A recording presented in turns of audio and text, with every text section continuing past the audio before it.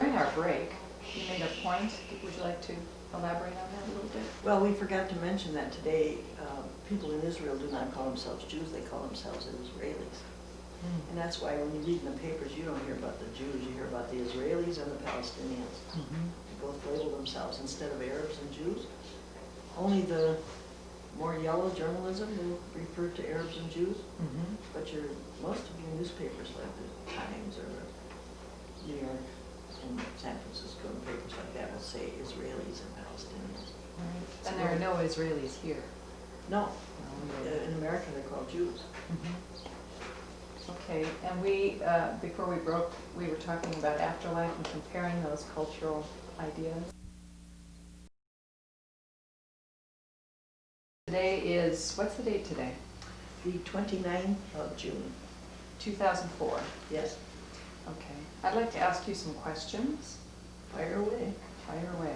Okay. Primarily about your teaching experience and your educational experience and your religious philosophies. Okay? All right. All right.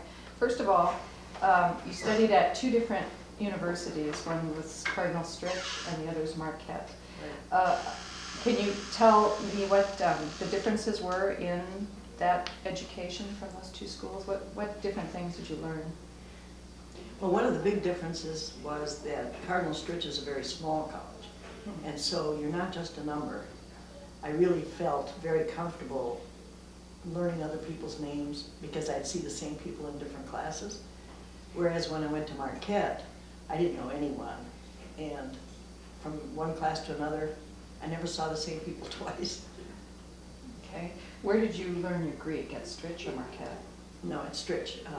Dr. Perry taught me Greek. Okay. It's one of the first things I learned when I went there. When I went to study the Gospel of Mark, on the side we did Greek. Oh, okay. And your Hebrew, where did you learn that? The Hebrew, I went to the synagogue. Oh. At Cardinal Stritch, I studied the, I can't remember exactly what it was called, but it was the Hebrew writings like Kabbalah. And the rabbi who taught it invited me to come to the synagogue to learn Hebrew. And I took him up on his offer. So I sat in with the kindergarten kids and learned my alphabet from the beginning. B, ba, ba, ba. These kids could go 10 times faster than I could, and they're only 4, 5, and 6 years old. But eventually, I managed to stay afloat. Who was your most influential teacher? Oh, Dr. Perry, without a doubt. Why? Well, and I still study with him. I've known Dr. Perry now for at least 30 years. And every time I go to one of his classes, I learn something new, even though sometimes it's repetition. And sometimes it takes 3 or 4 lessons to finally connect for me. And sometimes many things he said back in 76 and 78, now I go back and I'll say, that's what you meant. And I make connections. Plus the fact that he's always offering new courses. It's not always the same thing every year. So I kind of look to see what he's teaching. But I feel very comfortable with him because not only are we the same age, but we're also interested in the same thing, and he has the same passion for the subject that I do. So we can discuss things even after class. I always wait till after class, and then we always talk for at least an hour afterward. What would you say drives your teaching? Drives my teaching? Well, it's an energizing thing. I find that teaching gives me a lot of energy because I love to hear what other people have to say about things. And I love the discussions that go on in our groups. And it fills me with energy as much as I give them energy. It's kind of a circle thing, especially on my Wednesday night classes. Not so much in the morning, but at night. The classes are just, they come prepared. I have about 17 adults who have been with me for 4 years. And they come prepared to not only to talk about it, but let's see, I have 17 out of the 17, 10 are teachers. So they came because they want to further their teaching skills. And not that they aren't good teachers already, but they don't all have the information that I have. So I'm able to provide them something they can't get anywhere else. And that's why I come to the class. I feel I'm not going to sit and read them things out of books that they can read for themselves. I want to give them the benefit of my background education, and that's what I do. Sometimes I share my papers, sometimes they're 20 years old, but they apply. So this class that you're talking about, this is your disciple class? Yes. And do they all know the Greek as well? Oh, no, none of them know Greek. You haven't taught them the Greek? Oh, just a word here and there. Oh, I see. Uh-huh. No. I would say maybe two. The one who did learn it just moved to Colorado. And another one that learned it moved to Alabama. So those two students, I'll have to get some new ones. But this summer I'll be teaching another group. It's always a different group. Okay. And they know some of the rudiments, but they can't really, they're not ready to translate yet. Okay. The class that you just completed, this disciple class in the group that you've been with for 4 years, what was that class about? If it wasn't language, was it history? Oh, it was a combination. Let's see, this past year we studied the writings. The 4-year course includes the first year you take an overview of the Bible. You just kind of skim it. You just barely read through it to get an idea of the content. Then the second year, you concentrate on just Genesis and Exodus, which is history, and then Luke and Acts, which is history of the early church. Then the third year, you focus in on the prophets and St. Paul.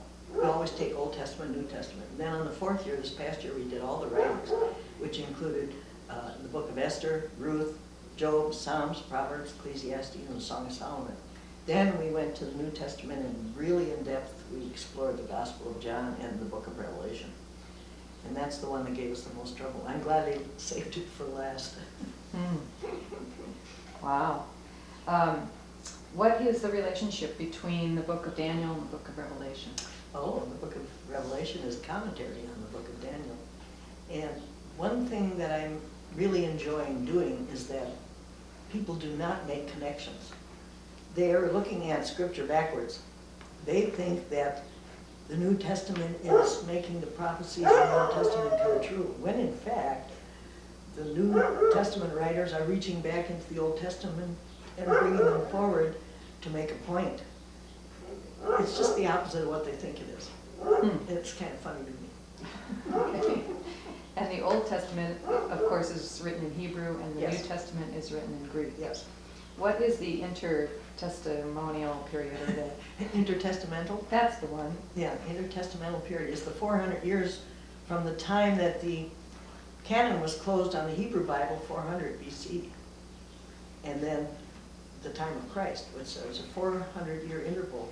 And that's what my students would like me to teach soon. Nobody ever tackles that subject, but Dr. Perry does. So I had several lessons on that with him. I would love to get into that, the Maccabees and Masada, and some of the things that happened to the people after the scripture was all written, and nobody's recorded any of that. So, but it's in the pseudepigrapha, which is the writings which weren't admitted into the canon. Okay. When you say the canon, you're talking about the Old Testament. No, when I say canon, I'm saying what the early, for instance, there's a Hebrew canon and a Christian canon. The Hebrew canon was closed after Ezra at 400 because that's the only thing that was legitimate. That's what's going to be included in Torah. Nothing could be added or taken away.